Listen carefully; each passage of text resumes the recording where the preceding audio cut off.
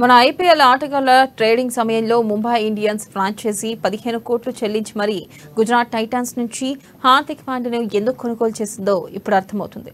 వచ్చే ఐపీఎల్ సీజన్లో తమ కెప్టెన్ హార్దిక్ పాండ్యా అంటూ ముంబై ఇండియన్స్ ఫ్రాంచైజీ సంచలన ప్రకటన చేసింది.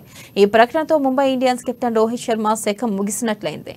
ముంబై జట్టుకి రికార్డు స్థాయిలో 5 ఐపీఎల్ టైటిల్ అందించిన ఘన చరిత్ర రోహిత్ సొంతం. అయితే కొన్ని సీజన్లుగా ఐపీఎల్లో ముంబై ఇండియన్స్ ప్రదర్శన దిగజారుతూ వస్తుంది.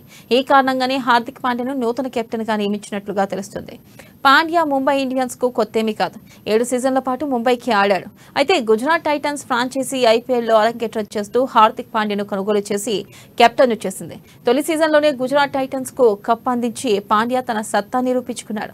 తర్వాతి సీజన్లోనూ గుజరాత్ టైటన్స్ ను ఫైనల్ వరకు తీసుకెళ్లాడు. పాండ్యా సామర్థ్యంపై నమ్మకంతోనే ముంబై ఇండియన్స్ కోట్లు వెచ్చించి మరీ అతన్ని తిరిగి తీసుకొచ్చింది.